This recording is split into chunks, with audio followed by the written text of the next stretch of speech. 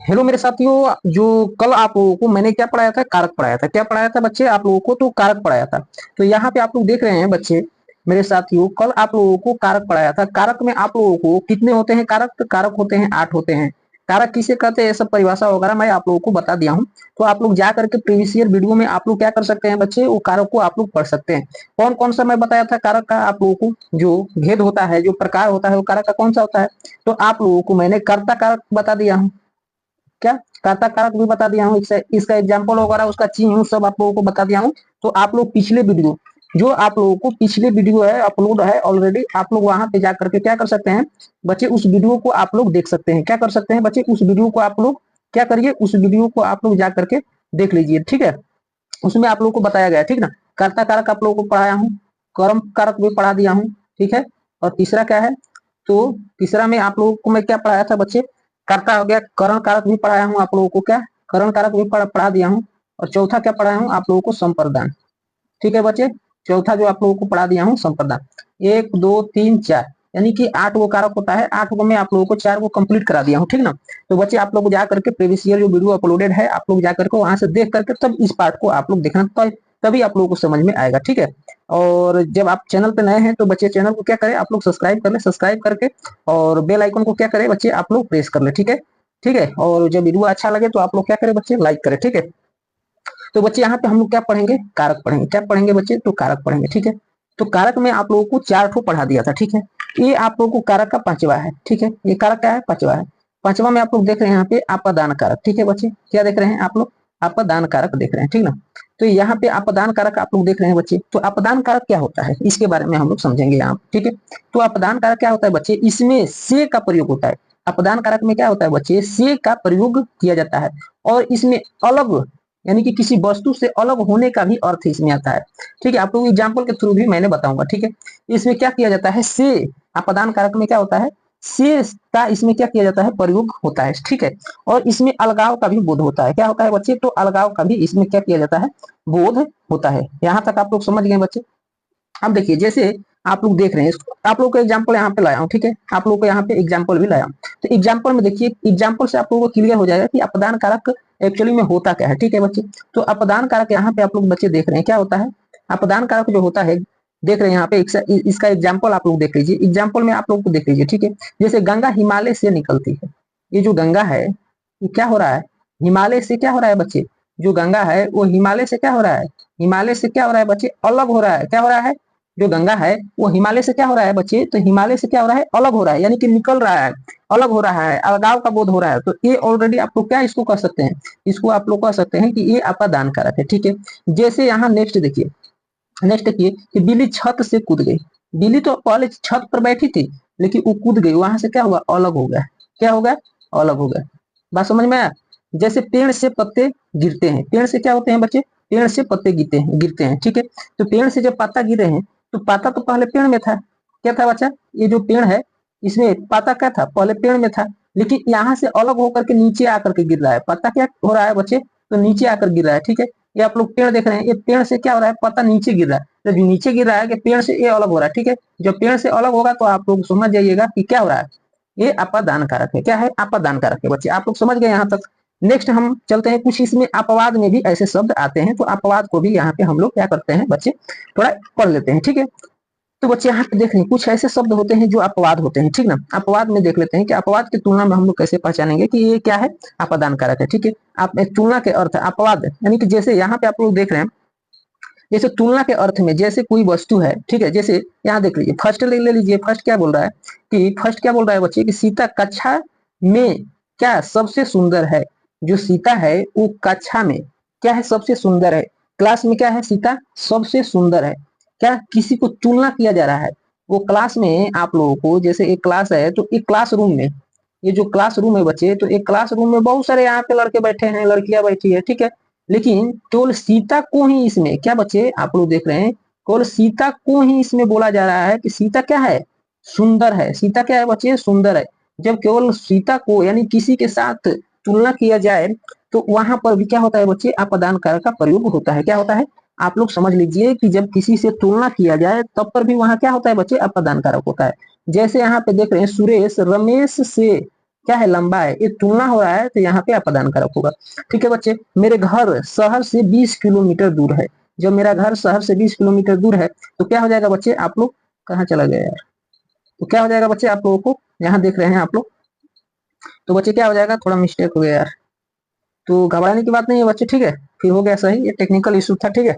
तो बच्चे यहाँ पे आप लोग क्या पढ़ रहे थे, ठीक है, अपवाद में हम लोग पढ़ रहे थे, क्या पढ़ रहे थे, अपवाद में पढ़ रहे थे, ठीक है। तो अपवाद में यहाँ पे आप लोग को मालूम चल गया, ठीक है, कि अपवाद में क्या होता है। जैसे अपवाद में तुलना के अर्थ में जब किसी के साथ हम तुलना करते हैं तो वहां पर भी क्या होता है बच्चे, तो आप लोगों को वहां पर भी क्या होता है, तो आप लोगों को वहां पे होता है क्या, अपादान कारक। अब हम पढ़ेंगे संबंध कारक के बारे में, ठीक है बच्चे, क्या पढ़ेंगे हम लोग, संबंध कारक के बारे में यहाँ पर पढ़ेंगे, ठीक है। तो यहाँ देख लीजिए बच्चे, संबंध कारक है, ठीक है। तो संबंध कारक क्या कहता है, संबंध कारक क्या कहता है बच्चे, इसके बारे में हम लोग थोड़ा यहाँ समझ लेते हैं पूरे डिटेल में, ठीक है। तो संबंध कारक दो संज्ञाओं या दो सर्वनामों, दो संज्ञा या दो सर्वनामों या संज्ञा के सर्वनाम से संबंध दिखाता है। संज्ञा से, संज्ञा का सर्वनाम से क्या करता है, संबंध को जोड़ता है, संबंध को दिखाता है, वहां पे संबंध कारक होता है। वो किसी, उसको क्या कहते हैं बच्चे, तो संबंध कारक हम लोग कहेंगे।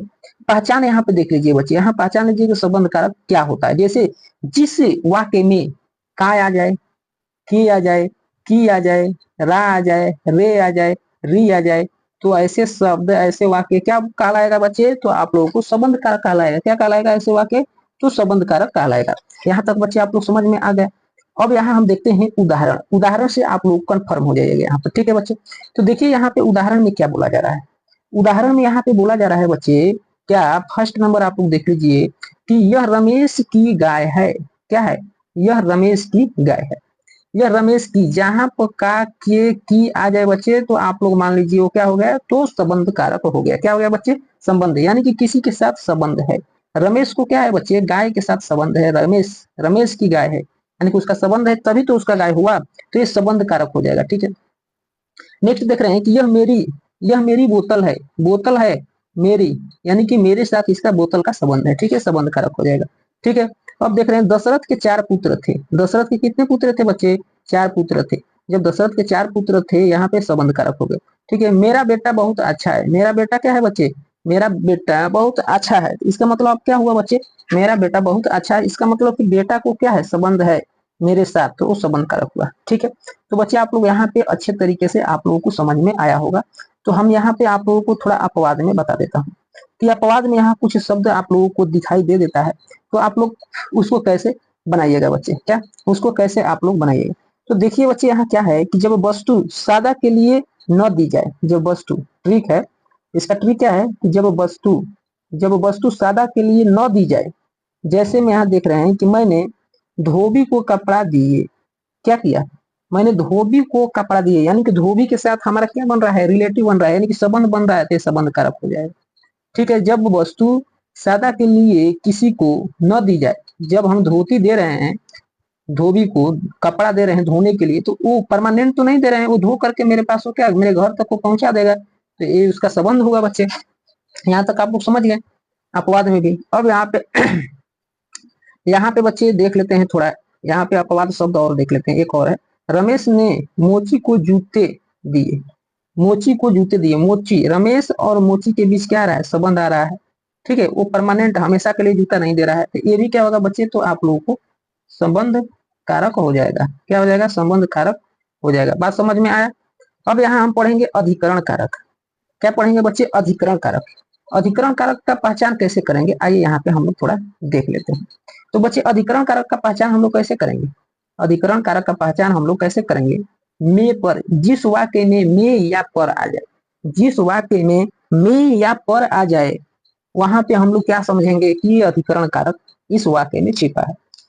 जैसे बच्चे यहाँ पे देख रहे हैं आप लोग, जहां पर किसी स्थान के साथ संज्ञा सर्वनाम का संबंध हो उसे अधिकरण कारक कहते हैं। जिस वाक्य में संज्ञा सर्वनाम का संबंध होता है उसे क्या कहते हैं, अधिकरण कारक कहते हैं। आइए यहाँ पे बच्चे हम लोग थोड़ा देखते हैं, थोड़ा इसको डिटेल में यहाँ पे अधिकरण उदाहरण के माध्यम से हम लोग समझते हैं, ठीक है बच्चे। जैसे बिल्ली छत पर बैठी है, बिल्ली क्या है बच्चे, छत पर क्या है, छत पर बिल्ली क्या है, बैठी है, क्या, तो आप लोगों को बैठी है छत पर, यानी कि छत के ऊपर है ना बिल्ली, पर जहां पर आ गया वो क्या हो गया, अधिकरण कारक हो। नेक्स्ट है कि आपके कपड़े अलमारी में रखे हैं। आपके कपड़े अलमारी के ऊपर रखे हैं या अलमारी में रखे हैं, जहां में आ गया अधिकरण कारक हो गया। किताब मेज पर है, ये भी अधिकरण कारक हो गया। ठीक है, जैसे मैं 3 मिनट में आपके पास पहुंच जाऊंगा। मैं 3 मिनट में आपके पास पहुंच जाए, ये भी क्या है, अधिकरण कारक है। तो यहाँ तक बच्चे आप लोग समझ ही गए होंगे। तो जब आप लोग समझ ही गए होंगे तो अब लास्ट है आप लोगों का एक क्या, संबोधन। ये आप लोगों का क्या है बच्चे, तो लास्ट है, ये कारक का लास्ट, ये कारक का लास्ट प्रकार है। कारक का क्या है बच्चे, तो लास्ट प्रकार है।